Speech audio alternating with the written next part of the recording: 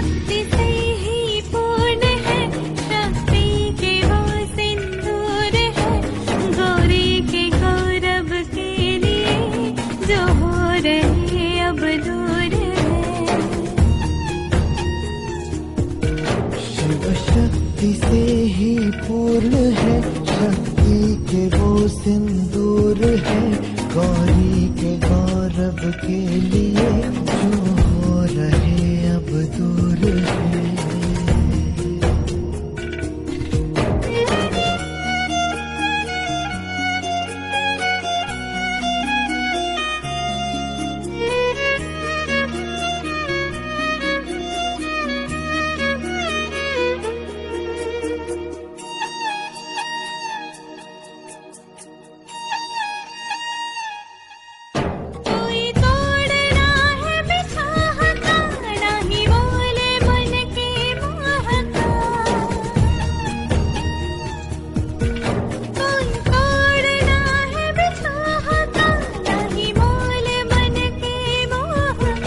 शिव जाने क्या है कालिका, अस्तित्व आदि शक्ति का।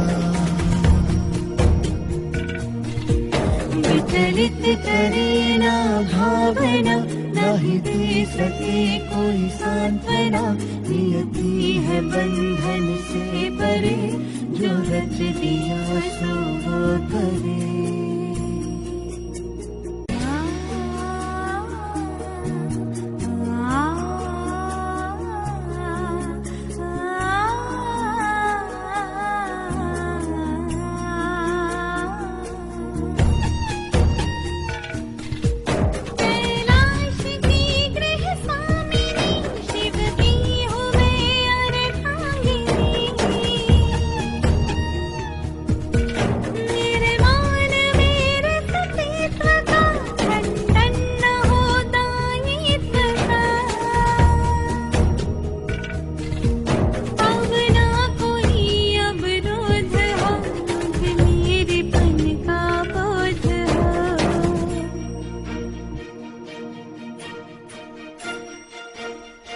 गिरिजा में ऊर्जा शिव से है, गौरी से शिव में शक्ति है, ये दो नहीं है एक है, अनुभूति सम अभिव्यक्ति है।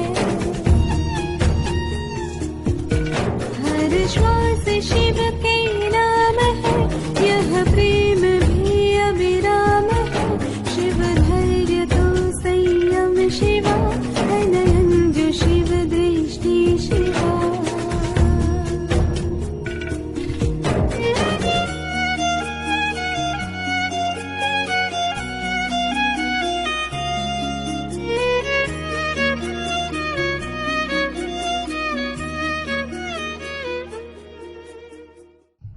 ओम शांति। शिव जाने क्या है कालिका, अस्तित्व आदि शक्ति का। स्व में स्थित होना ही शक्तिशाली बनना है।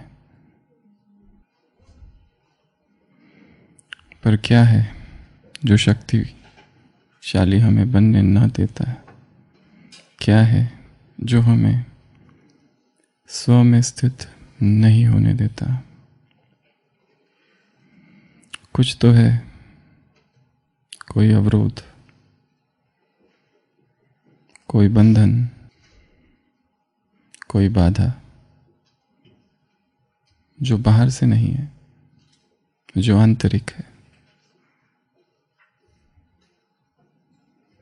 कुछ तो है जो खींचता है बाहर की ओर, और जैसे ही चेतना स्वस्थिति से हटती है, निर्बल महसूस करती है स्वयं को। हमारी स्थिति उस मछुआरे की तरह है। कौन सा मछुआरा? एक मछुआरा एक तालाब के पास मच्छी पकड़ने का प्रयत्न कर रहा है। बंसी अंदर डाली हुई है वो सुबह से लगा हुआ है शाम तक। एक राहगीर जो उस रास्ते से कई बार आ जा चुका है, शाम को उस मछुआरे से पूछता है कितनी मछलियां पकड़ी। वो मछुआरा कहता है ये जो मैं पकड़ने जा रहा हूं वो, और इसके बाद जो पकड़ूंगा वो 2, ऐसी 3। कितनी मछलियां पकड़ी? वो जो अभी पकड़ी नहीं है, जो पकड़ने जा रहा हूं, और उसके बाद अगर और पकड़ू तो वो 2। हाथ में कुछ भी नहीं है, पर कह रहा है 3। एक वो निराकारी स्थिति जो अभी पकड़ने जा रहा हूं, और उसके बाद वो 2 निर्विकारी और निरंकारी, और हाथ में क्या है? अभी कुछ भी नहीं। जीवन नदी है। कहा जाता है इस नदी पर ऐसे चलो कि नदी का पानी तुम्हें स्पर्श ना करे। इस नदी से ऐसे गुजर जाओ कि तुम अस्पर्शित रहो। क्या ये हो सकता है कि नदी से कोई गुजरे और नदी का पानी उसे स्पर्श भी ना करे? इसी जीवन की नदी से गुजर जाना और अस्पर्शित रह जाना, इसकी एक विधि है सजगता, होश, माइंडफुलनेस। तो आज हम चर्चा करेंगे प्रतिपल सजग प्रतिपल तटस्थ, इस विषय पर। कैसे प्रतिपल सजग रहे, कैसे प्रतिपल होश में रहे, कैसे प्रतिपल तटस्थ रहे। क्योंकि ये सजगता निरंतर की सजगता है। एक पल सजग रहे, दूसरे पल असजग, तो बाजी चूक जाएगी। अगर सारे धर्मों को देखा जाए और एक समान बिंदु सभी धर्मों में खोजा जाए, तो वो है सजगता। चाहे बौद्ध धर्म, चाहे जैन धर्म, चाहे क्रिश्चियन धर्म, संसार में जितने भी धर्म हुए हैं, सब में एक बिंदु समान है, और वो है होश, सजगता, जागृत अवस्था, अवेकन्ड स्टेज, एनलाइटेंड स्टेज।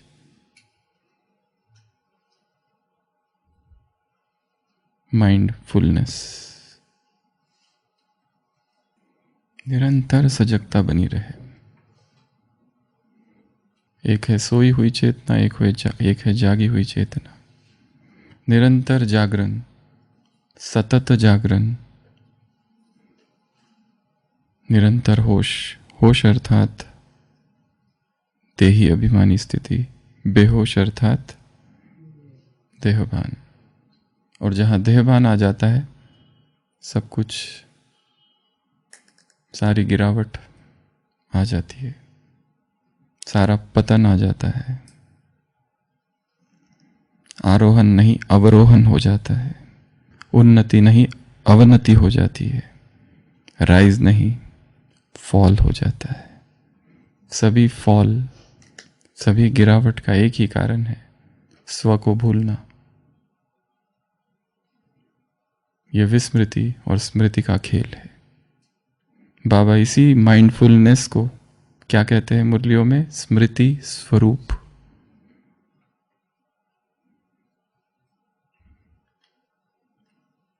निरंतर जागरण। भूले ना। क्या किया जाए इसके लिए?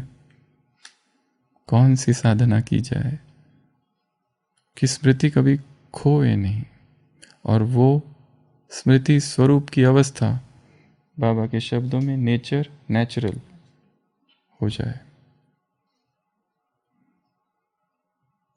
और होश की जो अवस्था है वो प्रयत्न से या तनाव से नहीं आ सकती। ये बड़ा विरोधाभासी है। कोई सोचे मुझे होश में रहना है, मैं निरंतर होश में रहूंगा, और ये भाव ही क्या पैदा कर रहा है? एक तनाव पैदा कर रहा है, एक मन में संघर्ष उत्पन्न कर रहा है, एक प्रयत्न है। परंतु होश की जो अवस्था है वो प्रयत्न की अवस्था नहीं है। होश की जो अवस्था है वो संघर्ष की अवस्था नहीं है। होश की अवस्था विश्रांति की अवस्था है। कितना विरोधाभासी है। या कहे वो परम विश्रांति की अवस्था है। जब परम विश्रांति घटित होगी तब होश उसका सहज परिणति होगी। विश्रांति, एक तरफ विश्रांत है और एक तरफ होश में है, दोनों चीजें एक साथ।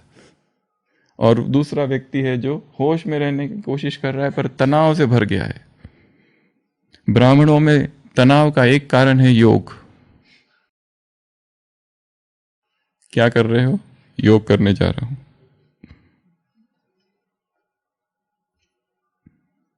और योग तो लगता नहीं। और योग की यह स्थिति ही तनाव उत्पन्न करती है,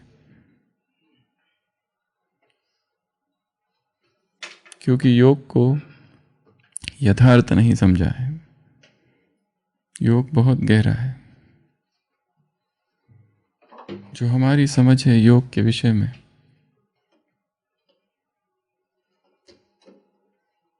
वो हमने इकट्ठा की है कुछ किताबों से, कुछ महावाक्यों से, किसी किसी की क्लासेस से, और हमने एक परिभाषा बनाई है, ये योग है। एक पैटर्न बनाया है, उसके साथ हम बैठते हैं, वहां से चालू करते हैं, टाइम पूरा हुआ कि पूरा करते हैं। और ऐसा हम सदियों से करे आ रहे हैं। अभी भी बाबा की अव्यक्त मुरली चली थी, उसमें स्क्रीन पर बीच बीच में ऑडियंस को दिखाया जा रहा था। कई लोग एक दूसरे की तरफ देखकर खुश हो रहे थे, ये मैं हूं, ये मैं हूं, वो जो बैठा है ना वो मैं हूं।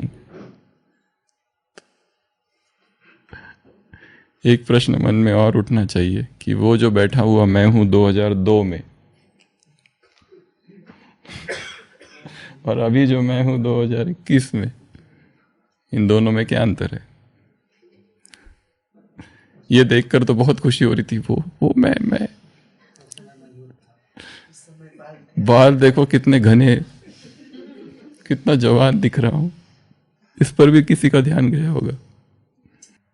स्थिति क्या थी? तो हम कह रहे थे कि सभी धर्मों को गिरा दिया जाए, सभी धर्मों को छिन्न भिन्न कर दिया जाए और कहा जाए बस एक शब्द रखो जो सभी धर्मों का सार है, तो वो होगा माइंडफुलनेस, तो वो होगा सजगता, संपूर्ण होश। और कहा कि होश की स्थिति विश्रांति की स्थिति है, या कहे विश्रांत स्थिति का परिणाम होश है। होश तनाव से नहीं आता है, होश प्रयत्न से भी नहीं आता है।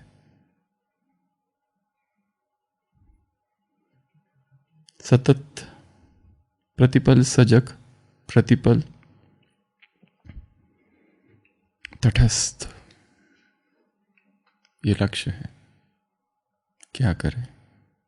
आज के इस सत्र में हम सजगता के 7 आयाम क्या है इसकी चर्चा करेंगे। केवल चर्चा नहीं परंतु अनुभव।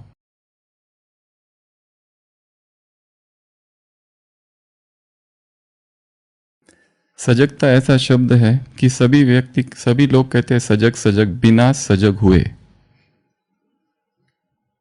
हम कहते हैं हम सजग हैं। सजग शब्द ऐसा शब्द है कि जिसका इतना प्रयोग किया गया है कि जो व्यक्ति कह रहा है वो खुद भी सजग नहीं है। We are normally abnormal. कहीं ना कहीं खंड खंड हुआ है व्यक्तित्व। थोड़े ना थोड़े रूप से हम सभी सिजोफ्रेनिक है, खंडित व्यक्तित्व है। दो में विभाजित है, केवल दो नहीं, कईयों में विभाजित है। उसको कहते हैं बहुचित्तवान। पीडी ऑप्सपेंस्की कहता है पॉलीसाइकिक, मैन इज पॉलीसाइकिक। हम एक नहीं है, खंड खंड में विभाजित व्यक्तित्व है। बाइबल में दिखाया है जीसस क्राइस्ट उतरता है और वहां एक पागल व्यक्ति है, चिल्ला रहा है जोर जोर से। उसको जीसस पूछता है तुम कौन हो? वो कहता है वी आर लीजन,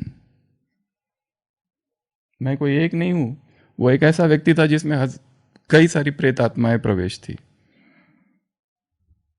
वो कहता है मैं एक नहीं हूं, वी आर लीजन। लीजन अर्थात अनेक। हम भी एक नहीं है, अनेक है। बहुचित्तवान। कोई हमसे कहता है, हम कुछ सुनते हैं कि किसी के साथ ऐसा हो गया, हमारा मन कितनी सारी बातें सोचने लगता है उसके बारे में, और जो कहता है वो कुछ और ही कह देता है। मार्क ट्वेन कहीं जगह भाषण देता था। एक जगह भाषण देकर घर आया, उसके पत्नी ने पूछा क्या भाषण दिया? वो कहता है कौन सा? जो मैं सोच के गया था वो, जो दिया वो, या अब सोच रहा हूं ये देना चाहिए वो? कौन सा बताओ? ये तीनों ही अलग अलग है। जो सोच के गया था वो बोला नहीं, जो बोला कुछ और था, और अभी सोच रहा हूं वो बोलना चाहिए था। तो इन तीन में से किस भाषण की तुम बात कर रही हो? ये तीनों ही अलग अलग है। तो इस मन को समझना है और उसको एकाग्र करना है, यही पुरुषार्थ है। सारी शक्तियां प्रचंड एकाग्रता में है। अभी मन डिवाइडेड है, अलग अलग जगह पर डिवाइडेड है, अलग अलग विचारों में डिवाइडेड है। किसी एक बात का कोई एक विचार हमारे मन में नहीं है, अनेक विचार है एक ही चीज के। तो इस सजगता के 7 आयाम हैं। इस सजगता को लाना जीवन में, इसके लिए 7 आयाम है। सबसे पहला आयाम है श्वास, ब्रेथ।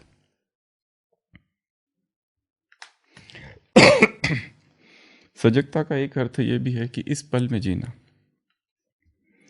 ये आत्मा है, ये शरीर है। आत्मा और शरीर को जोड़ने वाला क्या है? प्राण, श्वास। और ये निरंतर है, और ये सतत है, और ये इस पल है। श्वास आ रहा है, श्वास जा रहा है। तो सभी स्थिर होके बैठेंगे। जब भी योग में बैठे, एनर्जेटिक कनेक्शन के लिए जो स्पाइन है वो स्ट्रेट चाहिए, नहीं तो ऊर्जा नहीं बहेगी। चाहे चेयर पे बैठे, चाहे ज़मीन पे बैठे, चाहे सोफा पे बैठे, कहीं पर भी एक बात निरंतर याद रखना है। योग के लिए सबसे पहली इंपॉर्टेंट चीज़ है पोस्चर। बुद्ध को देखा है कैसे बैठा है, कितनी एकाग्रता है। उस चित्र में ही परम शांति का अनुभव है। महावीर को देखा है कैसे बैठे, एकाग्रता है उसमें। हमारे शरीर में जैसे कहा, आत्मा 2 शरीरों में विराजमान, एक स्थूल एक सूक्ष्म। ये जो सूक्ष्म शरीर है ये दिखाई नहीं देता है, परंतु सूक्ष्म शरीर सूक्ष्म तंतुओं से बना हुआ है। हमारे विचारों से, हमारी भावनाओं से, हमारी वासनाओं से, तृष्णाओं से बना हुआ है, अनुभवों से बना हुआ है। और सूक्ष्म शरीर एक नहीं अनेक है। एक ही व्यक्ति के हजारों लाखों सूक्ष्म शरीर हो सकते हैं, अलग अलग समय के अलग अलग सूक्ष्म शरीर। तो ये जो सूक्ष्म शरीर है, इस पर बहुत काम किया गया है, बहुत काम किया गया है। और देखा गया है ये स्थूल शरीर तो अलग है, पर इस सूक्ष्म शरीरों में नाड़ियां है। कहते 72,000 नाड़ियां है। इस सूक्ष्म शरीर में चक्र है जो दिखाई नहीं देते। एनाटॉमिकली वो है नहीं वहां पर, ऐसे कोई चक्र नहीं है। पर सूक्ष्म शरीर में जो ऊर्जा है, जो प्राण है, वो उन चक्रों में बह रही है। और जब जब जहां जहां अवरोध होगा, बाहर बीमारी होगी। सबसे नीचे का चक्र, मूलाधार चक्र, फूड से संबंधित है, भोजन, मैटर। उसके ऊपर स्वादिष्ठान, पावर, सत्ता, उसकी चाह है सत्ता, डोमिनियन। उसके ऊपर है काम चक्र, मणिपुर। ये तीनों लोअर चक्रास है। जिसका जीवन इन तीनों में ही जा रहा है, भोजन, दूसरों पर अधिकार, पॉलिटिक्स, तीसरा काम, यहीं पर ऊर्जा है। वो आगे की यात्रा नहीं कर सकते। जीवन अभी इसी से ऊपर उठा नहीं है, सबसे लो लेवल पर ऑपरेट कर रहे हैं, सबसे लोएस्ट लेवल पर। और ये तीनों का ही लक्ष्य है यूनियन, मिलन। ये मैटर का यूनियन है। फूड भी मैटर ही है। ये मैटर से यूनियन चाहता है, ये पावर से यूनियन चाहता है, ये शरीर से यूनियन चाहता है। और इस यूनियन में रस है, प्लेजर है, सुख है। पर जीवन इसी यूनियन में जा रहा है। इसके ऊपर भी कोई डायमेंशन है, इसके ऊपर भी कोई आयाम है, इसकी खबर ही नहीं है। ऊर्जा बहती है यहां पर लोएस्ट। योगी धीरे धीरे इन तीनों से ऊपर उठने लगता है। ऊर्ध्वरेता, हार्ट, अनाहत चक्र, प्रेम, ये प्रेम का चक्र है, लव।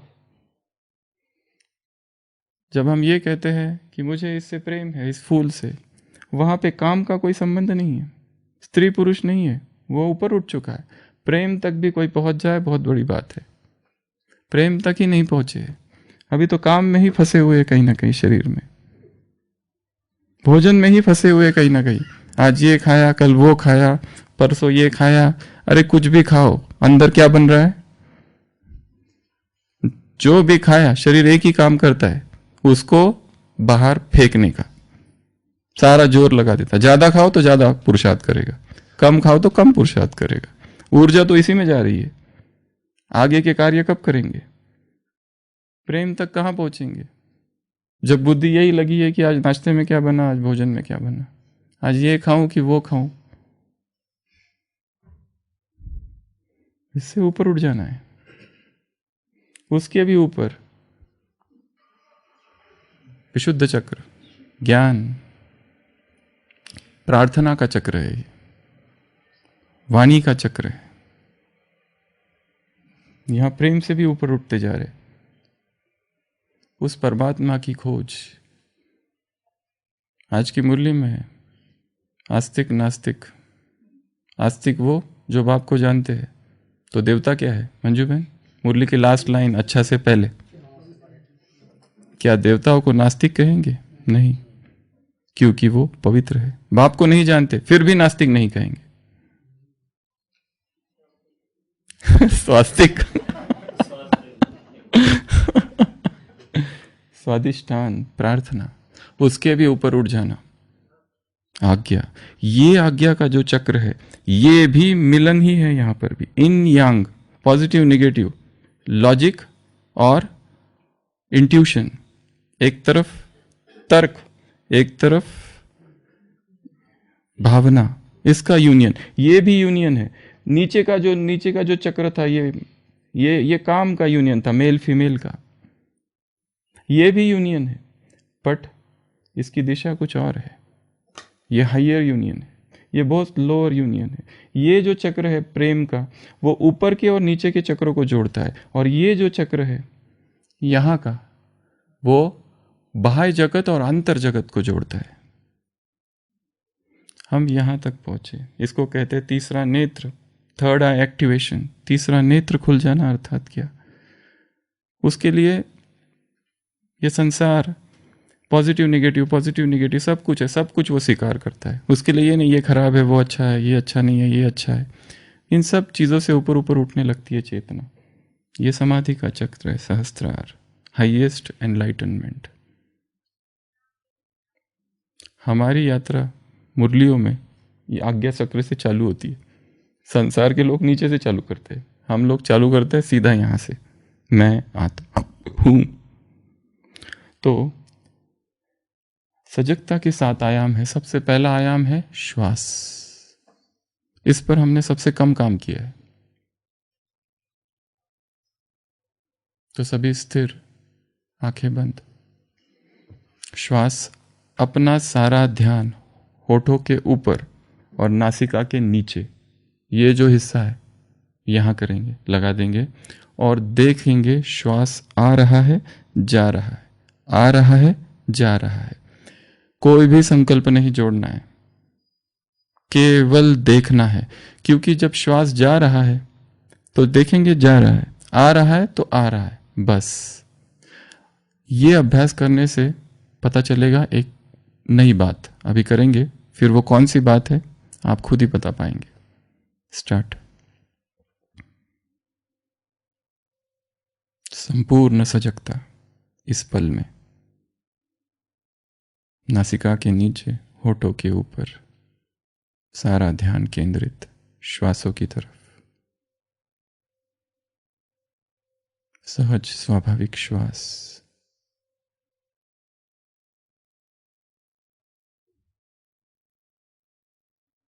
मन कहीं भागे तो उसे वापस श्वास की तरफ लाना है। जैसा श्वास चल रहा है, कभी दाई नासिका कभी बाई नासिका। प्राणायाम नहीं करना है, केवल देखना है साक्षी होकर इस श्वास को।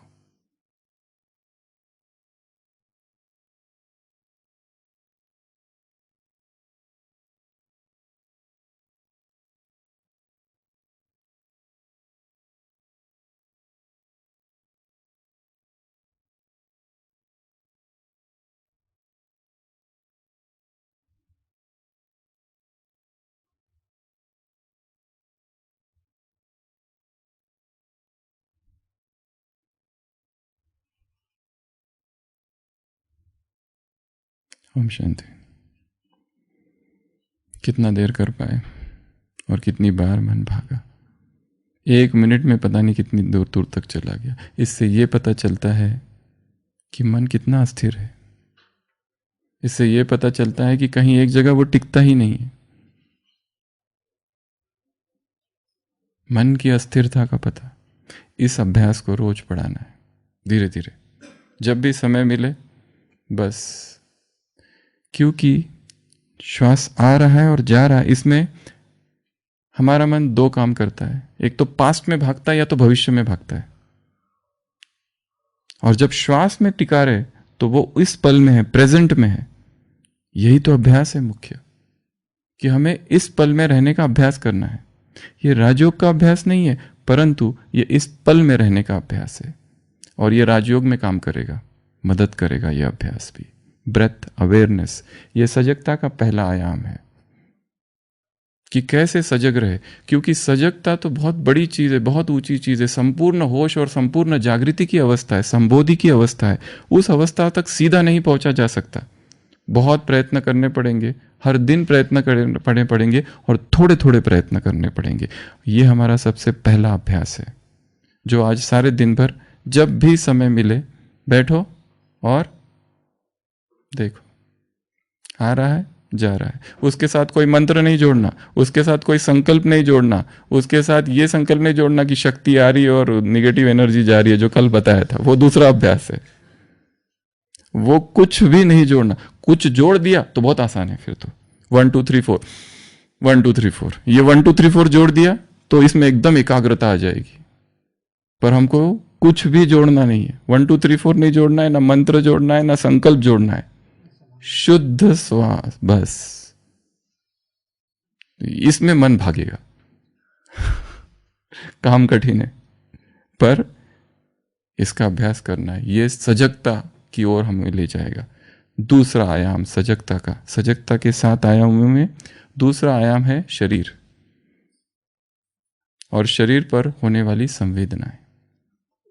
और इसका अभ्यास हमने पिछली 2-3 भट्टियों में किया था, ऊपर पीछे भी बैठकर किया था, यहाँ पर भी किया था। वही अभ्यास 1 मिनट के लिए अभी करेंगे। फिर से सभी स्थिर बैठ जाएंगे, आंखें बंद, ऊपर से लेके नीचे तक शरीर का अवलोकन, और शरीर में कौन सी संवेदनाएं प्रकट हो रही है केवल उन्हें देखना है। कहीं दर्द हो रहा है, नीचे बैठे बैठे घुटना दुख रहा है, उस घुटने के दर्द को साक्षी होकर देखना है कि यहाँ इस समय दर्द हो रहा है, करना कुछ नहीं है। यहाँ इस समय मच्छर काट रहा है, करना कुछ नहीं है, हिलाना नहीं, उसको हटाना नहीं है, कुछ नहीं करना है, केवल देखना। और ये जो अभ्यास है शरीर पर हो रही सेंसेशंस को देखना, ये सजगता का अभ्यास है। स्टार्ट। सिर के सिरे से पांव तक मन को घुमाना है। चेहरे को देखेंगे, स्थूल सूक्ष्म कौन सी संवेदना है। दाया कंधा, दाया हाथ, बाया कंधा, बाया हाथ, छाती, पेट, पीठ का हिस्सा, दाया पैर, बाया पैर, पूरे शरीर का अवलोकन करेंगे। संवेदनाएं प्रकट हो रही है, नष्ट हो रही है, सभी क्षणभंगुर है। कहीं दर्द है, कहीं कंपन है, कहीं खिंचा तान हो रही है, कहीं तनाव है।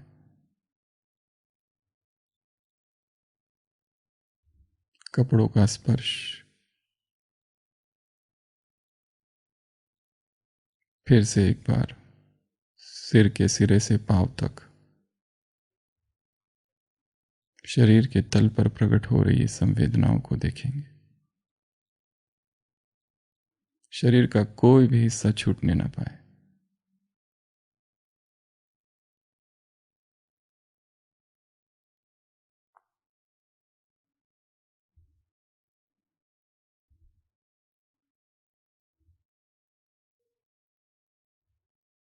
ओम शांति। तो दिन में कई बार जब जब समय मिले, समय निकाल कर अलग से बैठ जाना है और ऊपर से नीचे तक, अगर कहीं दर्द ज्यादा है तो बस उस दर्द को साक्षी होकर देखने का अभ्यास। प्यास बहुत लग रही है, उस प्यास को साक्षी होकर देखने का अभ्यास। भूख बहुत लग रही है, उस भूख को साक्षी होकर देखने का अभ्यास। इस शरीर को देखते रहना है, क्या हो रहा है इस पर। प्रतिपल कुछ ना कुछ हो रहा है और एक संकल्प की जो हो रहा है वो लंबा समय नहीं टिकेगा, वो नष्ट हो जाएगा। उत्पात और लय है उसमें, अनित्य है वो, थोड़ी देर रहेगा चला जाएगा। इससे हमारी सजगता बढ़ेगी। ये सजगता का दूसरा आयाम है। ये दो सबसे मुख्य आयाम है, श्वास और शरीर पर उत्पन्न होने वाली संवेदनाएं। तीसरा आयाम है मन। ये थोड़ा मुश्किल है। अपने आप को अलग कर देना मन से और मन को देखना। मन में इस समय कौन से विचार है, पहला कौन सी भावनाएं हैं, कौन सी इच्छाएं प्रकट हो रही है, कौन सी कल्पनाएं हैं, कौन सी वासनाएं, कौन से संस्कार है। मैं अलग हूं, मन अलग है। बाबा कहते हैं तुम राजा हो, मन मंत्री है। चेक करो उसको। अपने आप को अलग कर देना है, पृथक कर देना है मन से। ये गहरा अभ्यास है, परंतु इसको करना है रोज, अपने आप को मन से डिटैच करने का। ये मन अलग, मैं अलग। हम ये सोच सकते हैं ये जो विचार आ रहे, जैसे ये शरीर क्या है, एक झाड़ है, और ये जो विचार क्या है, चिड़िया आई, बैठी और चली गई। जरूरी नहीं है कि उसको तुरंत फुलफिल करना है। अभी इच्छा प्रकट हुई, जाके कुछ खाऊं, उस इच्छा को अभी देखो, थोड़ी देर रहेगी चली जाएगी वो। परंतु जो लंबे समय तक एडिक्ट हो गए, एडिक्शन हो गया है, वो पकड़ लेंगे उस इच्छा को और उसको तुरंत फुलफिल करेंगे। जैसे दारू पीने वाले को इच्छा होती है, तलब, अब भी जाके पीऊं, अगर नहीं मिला तो बेचैनी होती है। उनके लिए भी अभ्यास काम का है, परंतु ये थोड़ा मुश्किल अभ्यास है, क्योंकि हमारा तादाद में इतना बढ़ गया है। विचार ही मैं हूं, भावनाएं ही मैं हूं, ये इच्छाएं ही मैं हूं, ये वासनाएं ही मैं हूं, ये संस्कार ही मैं हूं। ऐसा हो गया। इसके लिए हम अपने आप को अलग ही नहीं कर पाते उससे। मैं इनसे पृथक हूं, ये अलग है। तो सभी जैसे कि रास्ते के किनारे पर बैठे हुए हैं और गाड़ियां आ रही है, गाड़ियां जा रही है। ये अभ्यास स्थूल में किया जा सकता है। आज रास्ते के किनारे पर खड़े होकर देखो कि गाड़ियां आ रही है, गाड़ियां जा रही है, पर मैं गाड़ी नहीं हूं। झाड़ को देखो, पंछी आ रहे हैं, पंछी जा रहे हैं। नदी को देखो, अगर नदी है कहीं या पानी बह रहा है, पानी बह रहा है, मैं नहीं हूं बहता पानी, मैं अलग हूं। तो सभी फिर से स्थिर, और 1 मिनट के लिए मन में जो कुछ प्रकट हो रहा है, कुछ उसे रोकने की कोशिश नहीं करना है, उसे हटाने की कोशिश नहीं करना है। अच्छा है तो अच्छा, बुरा है तो बुरा, केवल मैं कौन हूं, साक्षी होकर उसे देख रहा हूं। स्टार्ट।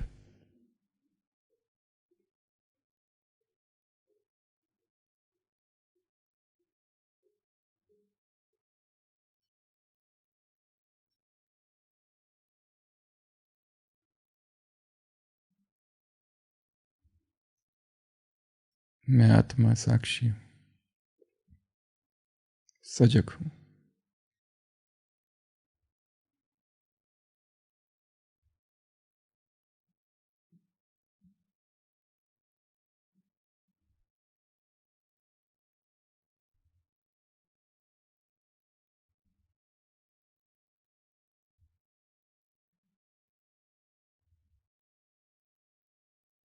ओम शांति।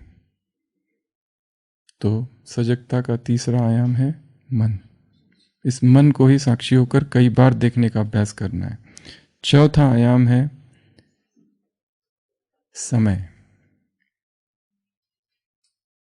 सजगता का चौथा आयाम समय।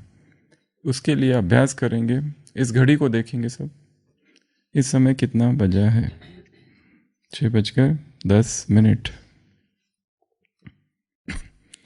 सारे दिन भर कई बार अपने आप से एक प्रश्न पूछेंगे, ये समय कौन सा है।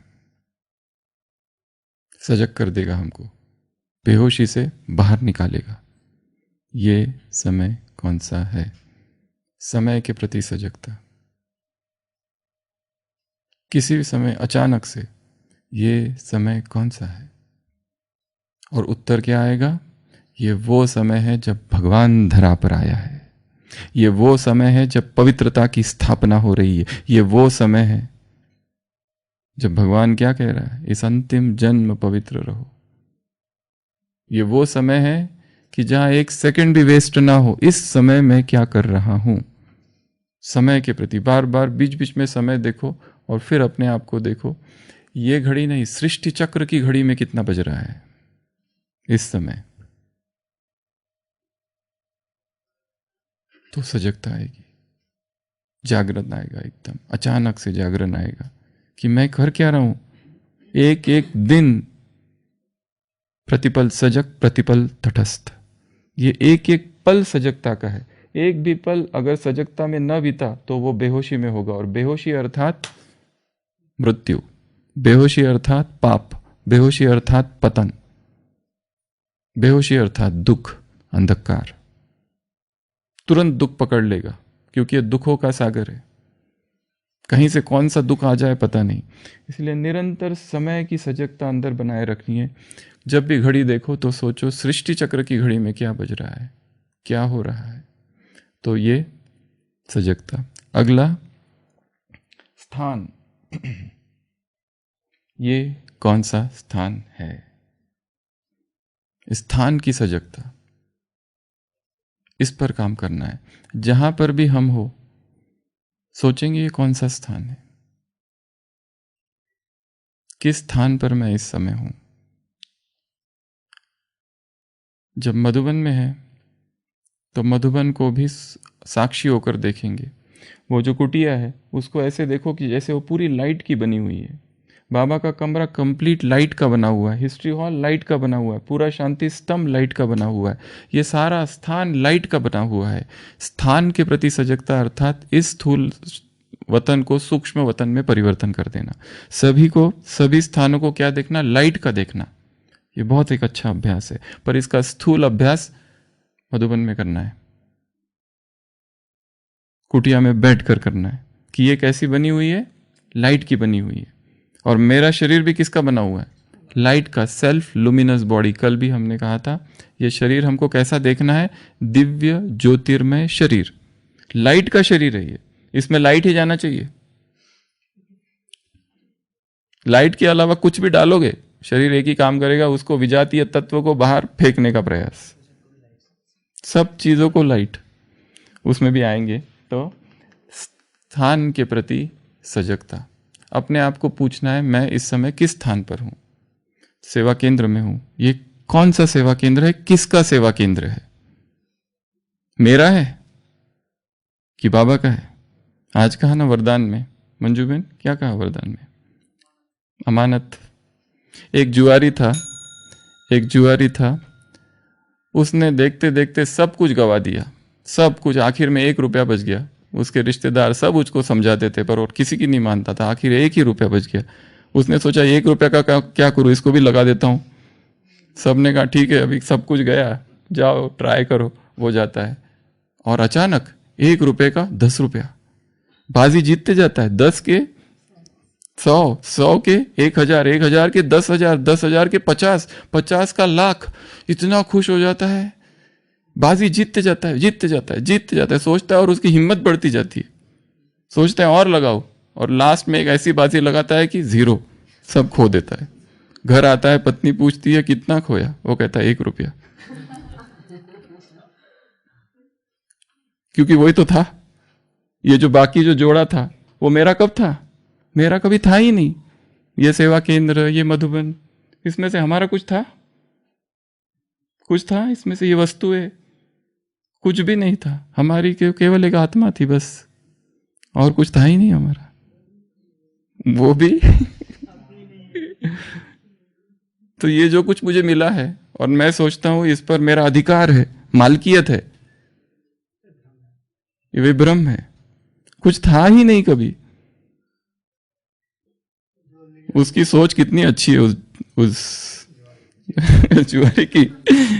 वो ये भी कह सकता था लाखों खो दिए, वो क्या कहता है 1 रुपया खोया। सही कहा उसने, सीखने जैसी बात है, बहुत समझदार था। हमने भी क्या किया, जो किसी ने हमको गिफ्ट दे दी और हमने गिफ्ट गंवा दी तो दुख का है का, हमारा था क्या, वो उसने दिया था। यज्ञ ने ही सब कुछ दिया है, यज्ञ से ही पालना हो रही है, तो भी अपनापन आ जाता है। कमरा, पेन, डायरी, रुमाल, चप्पल। तो स्थान के प्रति भी सजगता। उसके बाद व्यक्ति, आसपास कौन से व्यक्ति है, कई बार साक्षी होकर देख लेना है उनको। बीच बीच में डिपार्टमेंट में, सेवा केंद्र में, मधुबन में, ऑफिस में काम करते हुए, ये सब कौन है, ये सब दिव्य आत्मा है, सेट ऑफ संस्कार से। किसमें कुछ दिख रहा है, हमें उस समय वो दिख रहा है पर वैसा वो है नहीं। साक्षी, हर चीज को साक्षी होकर देखना। अभी एक लास्ट एक प्रयोग करेंगे, इसको खोलना, ये सबको दे दो थोड़ा थोड़ा। ये एक बहुत अच्छा प्रयोग है साक्षी का। ये मूंगफली है सब जानते हैं मूंगफली को, सबको बांट दो थोड़ा थोड़ा, फटाफट फटाफट। नहीं खाना नहीं, खाना नहीं, तुरंत नहीं, वापस तो नहीं देना है। तो व्यक्ति और आखिरी 7वें प्रकार की सजगता है, हम इस समय क्या कर रहे हैं, मैं इस समय क्या कर रहा हूं, इसकी सजगता। तो सबको दे दो फटाफट, जल्दी जल्दी।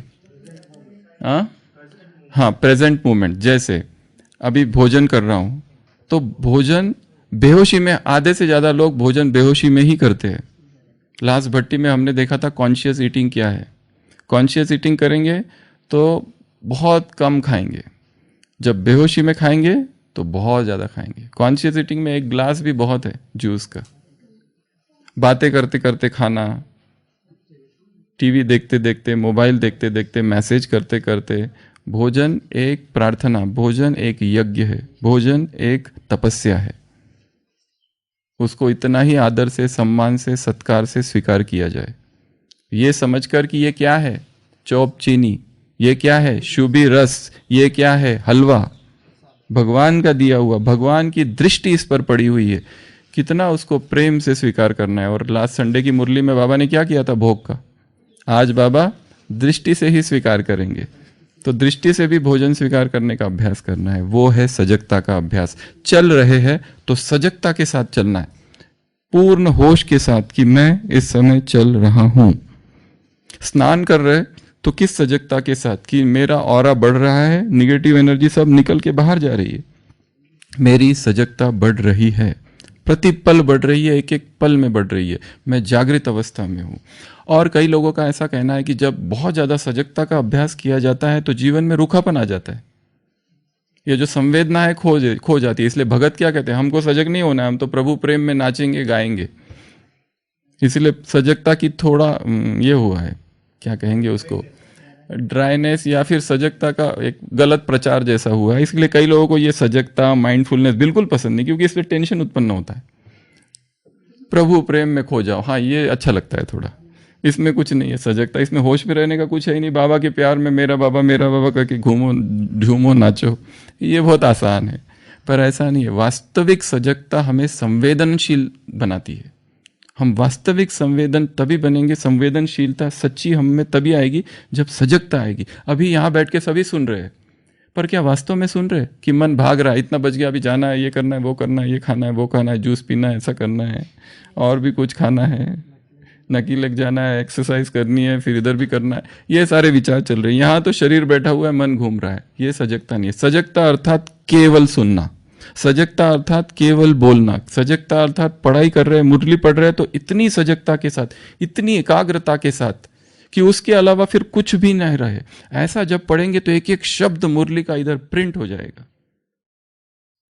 इस सजगता के साथ पढ़ना है कि अपने आप को तैयार करना है कि अभी मैं मुरली सुनने जा रहा हूं, इसके अलावा मैं कुछ भी नहीं करूंगा। अगर मन भागे उसको खींच के वापस लाना है। मैं अभी राउंड चल रहा हूं, मुझे केवल चलना है, मुझे केवल भोजन करना है, भोजन के अतिरिक्त और कुछ भी नहीं करना है। पर हम क्या करते हैं, टाइम मल्टीटास्किंग की आदत पड़ी हुई है, ये भी कर लेंगे वो भी कर लेंगे, 3-4 चीजें एक साथ करने की कोशिश करते हैं, परंतु ये काम नहीं करता है। सजगता अर्थात 1 पॉइंट फोकस। गीत सुन रहे तो केवल गीत सुनो, ऐसा सुनो कि बस उस गीत में सब कुछ है। वैसे आज गीतों के लिए बाबा ने कहा ये ना तो तुमको सुनने हैं, ना तुमने बनाए हैं, ना तो तुमको जरूरत है। मुरली की फर्स्ट लाइन जो भी है ऐसा उसको पढ़ो कि एक रीडिंग ही 10 रीडिंग के बराबर हो जाए मुरली की।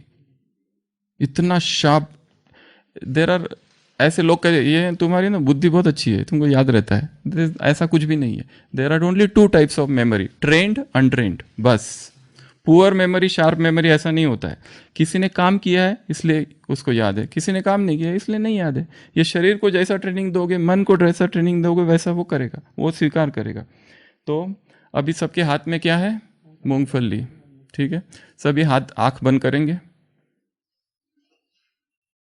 मूंगफली के बारे में सोचो, रंग कैसा है। सोचो कि मुझे मूंगफली के बारे में कुछ भी नहीं पता और मेरे हाथ में मूंगफली है ही नहीं। अब सोचो उसका रंग कैसा है, उसका स्पर्श कैसा है, उसको स्पर्श करो थोड़ा, उसका स्वाद कैसा है, स्वाद को याद करो। कोई मुंह हिलाने लगे, अनुभव करेंगे रंग, स्वाद, शेप, टच।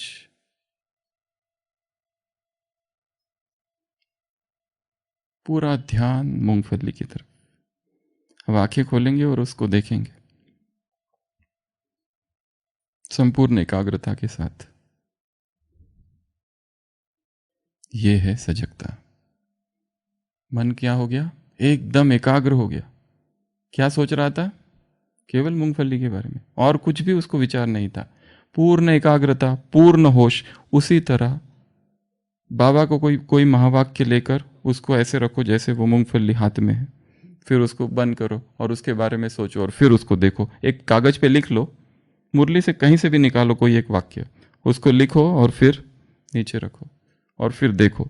वो जो एकाग्रता है और जो टाइम दिया, वो पॉइंट सीधा अंदर चली जाएगी। तो ये है सजगता। तो सजगता में हमको क्या क्या अभ्यास करना है। पहला, श्वास। आज दिन में कई बार श्वास को देखना, आ रहा है जा रहा है, इसको बढ़ाना है, 1 घंटे तक ले जाना है इसको। दूसरा अभ्यास अधिष्ठान का, एकदम शरीर को स्थिर करके, कुछ ना हिले, उंगली भी ना हिले, इतनी स्थिरता, 1 घंटा अधिष्ठान में बैठने का अभ्यास करना है। ये अधिष्ठान का अभ्यास एकाग्रता को बढ़ाएगा, पता आपको बताएगा कि मन कितना अस्थिर है, ऊपर से नीचे तक, नीचे से ऊपर, शरीर को देखते जाना है। इस शरीर को देखते देखते ही शरीर से वैराग आ जाएगा। शरीर को इसलिए नहीं देख रहे कि शरीर से आसक्ति हो, इसलिए देख रहे हैं उसकी अनित्यता कितनी है, ये देखने के लिए। ये दूसरा। तीसरा अभ्यास बताया मन, ये थोड़ा सूक्ष्म अभ्यास है। मन के अनुभवों को साक्षी होकर देखना, नहीं तो मन भी बहुत धोखा देता है। इसको साक्षी होकर देखना। ये विचार, ये संकल्प, ये संस्कार, ये इच्छा, ये भावना, ये कल्पना, ये सब अलग है। मैं इन सब से अलग हूं, इनके वश में आने वाला नहीं हूं। मैं अलग हूं। ये अभ्यास। अगला समय, समय बीच बीच में देखना कौन सा समय चल रहा है इस समय, उसको भी साक्षी होकर देखना है। अगला स्थान, ये स्थान कौन सा है। वो कहानी याद रखना जुआरी की। ये किसका स्थान है, अपना मालिक बन के मत बैठ जाना किसी स्थान पर। ये मेरा रूम है, मेरा कमरा है, मेरा हॉल है, मैं इसका मालिक हूं। ये कुछ भी मेरा नहीं है स्थान। मैं निमित्त हूं बस। मुझे रखा है, आज इधर रखा, कल उधर रख दिया जाएगा। मैं कुछ भी लेके नहीं आया था, सब छिन जाए तो भी मुझे कोई दुख नहीं। 1 रुपया था, 1 रुपया बचा, बीच का छोड़ दो। लास्ट अगला बताया व्यक्ति। ये सारे जो व्यक्ति है इनको भी साक्षी होकर देखना है, सजगता के साथ देखना है। ये कौन है। अगर कोई व्यक्ति गलत बिहेव कर रहा है, क्यों कर रहा है, वो भी निर्दोष है किसी ना किसी रूप से। कोई शुरुआत से ही हमसे नफरत करता है, अब क्या करे, हमने कुछ किया ही नहीं उससे, पर उसको आए जिस दिन से मिला उस दिन से नफरत ही नफरत है। अब वो पिछले जन्म में हमने उसको इतना सताया था, वो वहां की उसकी अपूर्ण प्रतिज्ञा साथ में लेके आया, उसको याद है, हम भूल गए, हम क्या करें। पर हमें साक्षी होकर नए हिसाब नहीं बनाने। श्रीखंडी हमें सकाश देते रहना है, चाहे कोई भी हो वो। तो व्यक्तियों को, और फिर बताया मैं क्या कर रहा हूं निरंतर। ये बहुत इंपॉर्टेंट चीज है कि मैं इस समय क्या कर रहा हूं, कितना सजगता के साथ कर रहा हूं। नहा रहा हूं, बेहोशी में रह रहा हूं, खा रहा हूं, पी रहा हूं, चल रहा हूं, सारे कृत्य दिनचर्या के सजगता के साथ, संपूर्ण सजगता के साथ बोल रहा हूं, सुन रहा हूं। कितनी एकाग्रता, कितनी सजगता और कितने साक्षी भाव के साथ कर रहा हूं। अगर ये साक्षी भाव टूटता है तो भूल होती है। तो आज की सीरीज में प्रतिपल सजग, प्रतिपल तटस्थ। यहां से उठेंगे तो भी उठने की जो क्रिया है वो भी सजगता, चल रहे हैं वहां से वहां तक सजगता, सुन रहे होश होश होश होश होश। धर्म अर्थात होश, धर्म अर्थात सजगता, धर्म अर्थात माइंडफुलनेस। ओम शांति।